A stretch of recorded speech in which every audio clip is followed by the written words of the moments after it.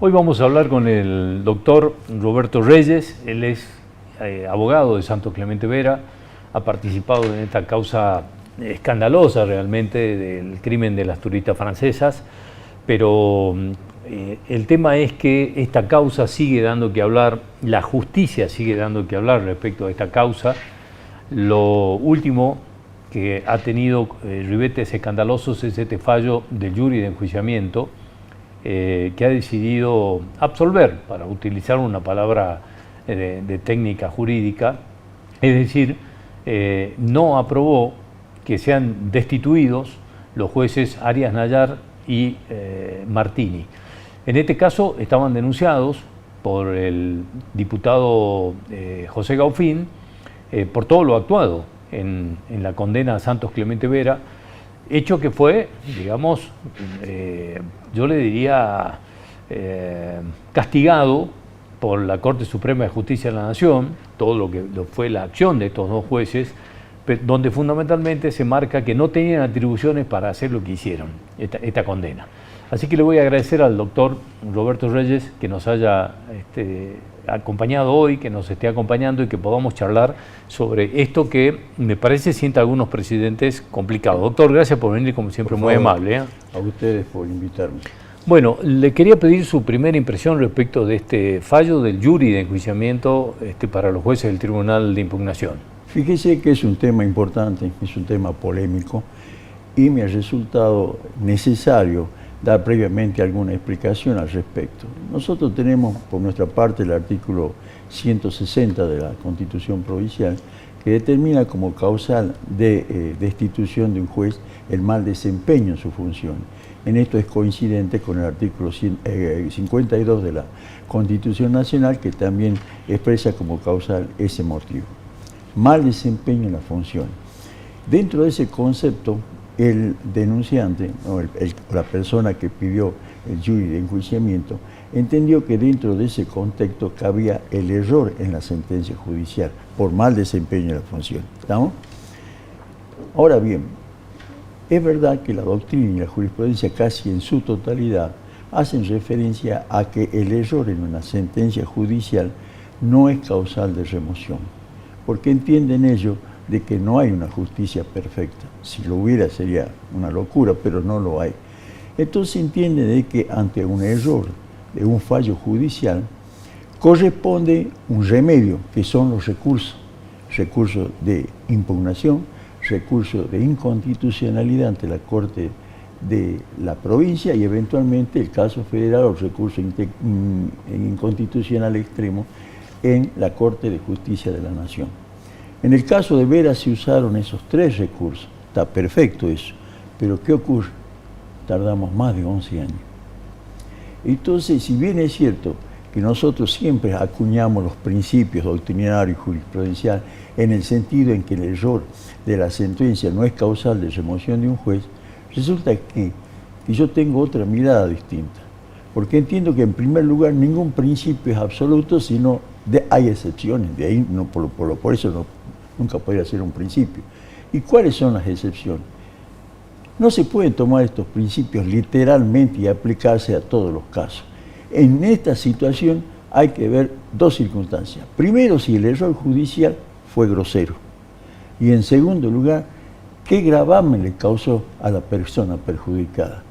En la primera respuesta, yo creo que fue grosero, porque invadió excesivamente jurisdicciones que no le correspondían. Esto lo dice la Corte Suprema de Justicia de la Nación en Exactamente, su fallo. Eso es lo que dice la Corte. Y con ese planteamiento fuimos a la Corte.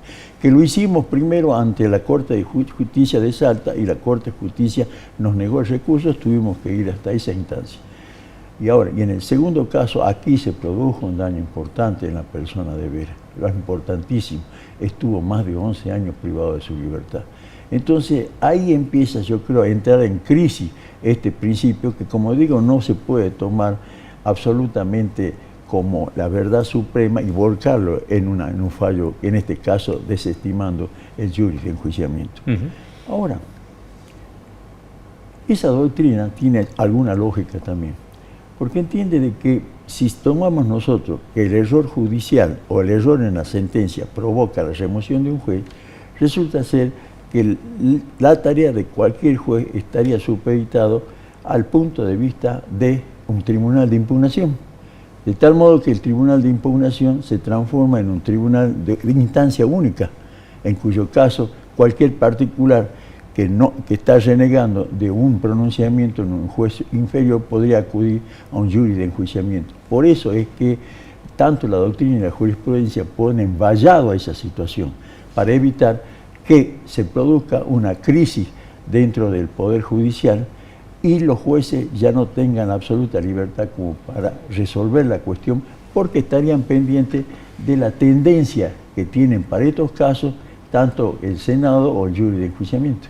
Claro, porque aquí, digamos, rompen lo que son, digamos, las instancias que tenemos los ciudadanos de garantías de justicia, y se rompen las instancias. Es decir, si a mí, yo entiendo que un juez falló de una forma que me perjudica siendo yo inocente, voy al tribunal de impugnación que diga, señores, ¿qué hago con esto? Pero si además el tribunal de impugnación me dice, no, usted es culpable, bueno, sigo. Y si la Corte Suprema mira, la Corte Salta mira para otro lado, se tuvo que llegar a esto. Ahora, mientras tanto, esto que usted decía, digamos, en esta falla que tuvieron los jueces, si lo trasladamos, digamos, a la medicina, es una mala praxis, ¿no? Totalmente que de hay acuerdo. Gente que puede terminar, o no vuelve a caminar más, o no vuelve a ver más, o termina muerto. Totalmente. Entonces, si lo trasladamos a esto, digamos, si hacemos la comparación, acá hay una persona que ha perdido 11 años de su vida, y eso, ¿cómo se mide esa pérdida? Por eso le digo, el principio que ellos aplican no es absoluto. En este caso es un caso particular, porque el error fue grosero y porque causó un perjuicio enorme, en este caso a Santos Clemente Vera. Es distinto, se meritó a estudiar la cuestión, se meritó a dictar un dictamen justamente teniendo en cuenta esos parámetros. Yo pienso que correspondía sinceramente un jury de enjuiciamiento por los motivos que le estoy informando, porque es una invasión excesiva a las funciones jurisdiccionales y porque ha causado un daño tremendo. Quizá la gente no lo nota, pero nosotros, yo y el doctor Vargas, que hicimos una defensa conjunta, vimos ahí al instante el daño que esto causaba, el tremendo desarraigo de una persona respecto de su familia, la persona que ha sufrido en el transcurso de este tiempo la pérdida de parientes muy cercanos. El matrimonio lógicamente entra en crisis, había que apoyar esa instancia para que eso no ocurra. Es decir, el daño fue tremendo y lo sigue siendo, porque Vera sigue estando en una situación de total incertidumbre. ¿Sabe qué es lo que yo veo acá? Aquel problema se suscitó de la siguiente forma. En su momento, el Tribunal de Juicio, integrado por los doctores Pucheta, Ruiz y el doctor Longarte, hicieron un fallo correctísimo, acreditando o informando sobre la inocencia de Vera, o el principio de la duda, lo que sea, pero la inocencia al fin. El fiscal interpone un recurso de casación. Yo creo que ese recurso debió ser rechazado en su momento. ¿Qué pasó ahí? Y bueno, había que encontrar culpable. Empezó a aparecer el rasgo político de todo esto. Había que tener culpable. Y había uno solo. Y usted, si nota el padecimiento que tuvo esta chica, se nota fácilmente suponer que por lo menos 4 o quizás 5 personas ingresaron en esa masacre. Había que encontrar culpable. Y apareció entonces la actitud de amarrarlo a ver a un procedimiento judicial